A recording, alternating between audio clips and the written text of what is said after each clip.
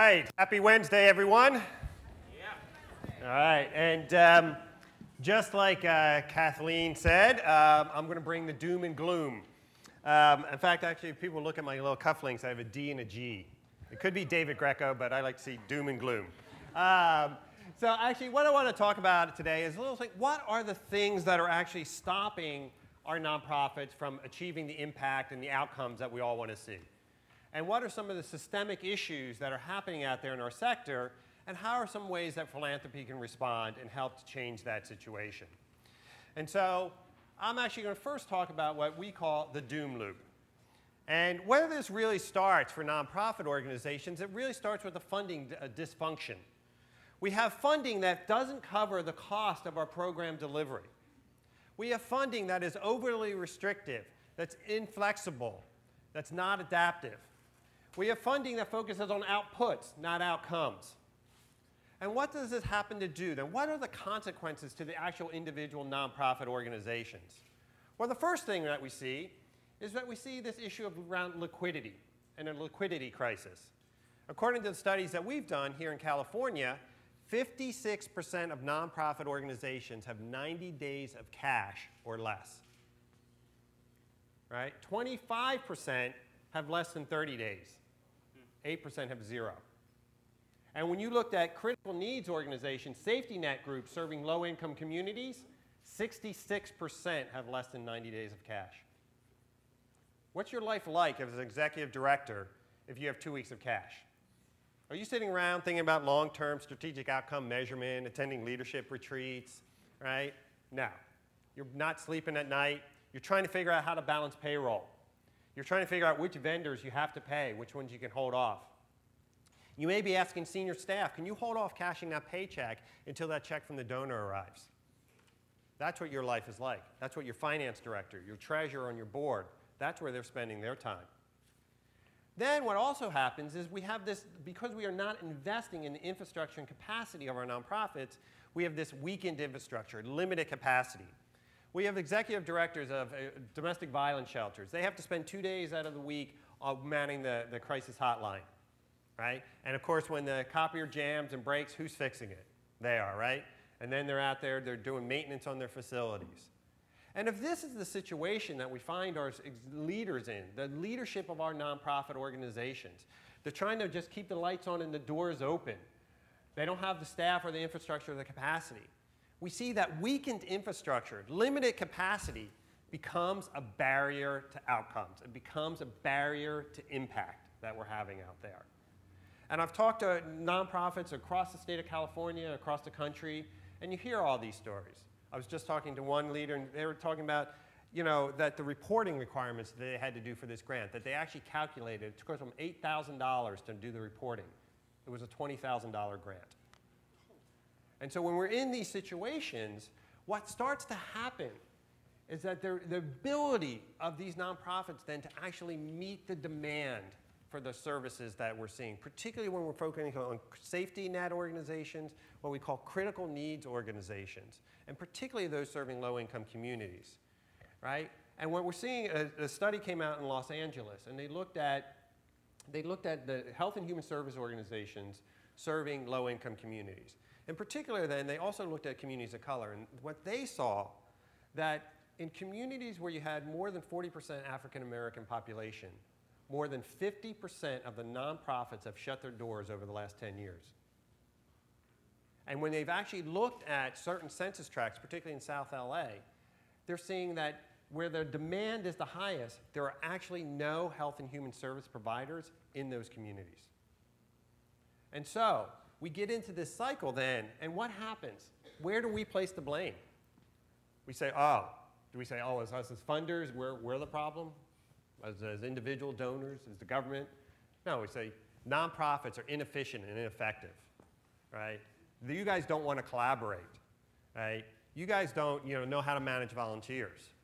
And in fact, what it is they would love to do all of those things, but they don't have the infrastructure. They don't have the capacity. The funding dysfunctions are actually weakening their organizations. And so what happens out there? What are we seeing out there in the community, right? And so we get into the situation, boom, exactly. Like that? Woo! Yeah, I got a good time. So, one of the things that we're tracking at NFF, every year we do a study, a national study of the nonprofit sector, and we ask organizations how they're faring, particularly focusing on financials. And so, one of the things that we've seen over the last 4 years as we're doing this is this increasing in demand, the need for the services that the organizations are. So whether it's homelessness in Philadelphia, whether it's food pantries now where families are having to wait 2 hours in line in order to get food, right? And taking time out of their day, not able to go to work, and increasingly more and more nonprofit organizations. And when we've asked them, what are you seeing out there? About 4 years ago, about 71% of the organizations were saying they were seeing an increase in demand. That's moved up and up. And now we're seeing that about 90% of organizations, particularly those serving low-income communities, are seeing a significant increase in demand for their services. So though, we say, all right, well, how have you been able to meet that demand? And what we're seeing in this is that, again, the ability of organizations to actually meet the demand, and particularly with the sequester, the budget shutdown, the federal shutdown, we're seeing more and more nonprofits unable to actually meet the demand. Now, what's scary for me is, in particular, when we look at these statistics, is that groups that were holding it together over the last couple of years are starting now to finally fade. And so, while we had a couple of years ago that 43%, and this is what we're looking at, organizations serving low-income communities. Only 43% of them said they could meet the demand even 4 years ago. And that number had dropped to 39, and then it's 37%.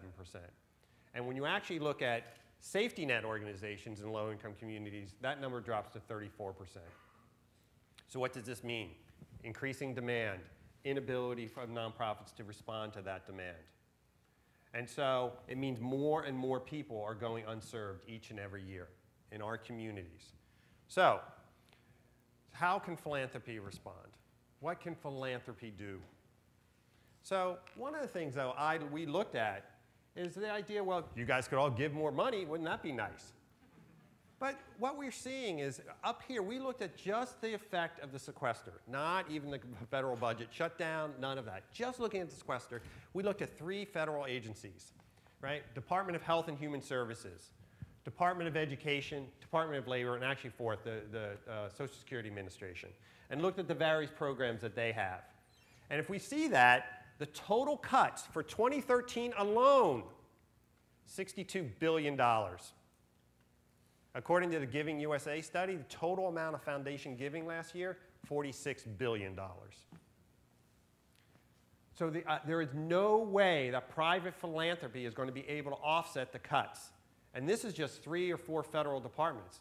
What about the state? What about the county? What about local city governments' cuts? We add that on top. And so not only would philanthropy still need to give the $46 billion, they would need to give another $62 billion on top of that, just to offset the cuts, just to keep flat. We could empty the coffers of every foundation in this room. We're not going to be able to offset these cuts.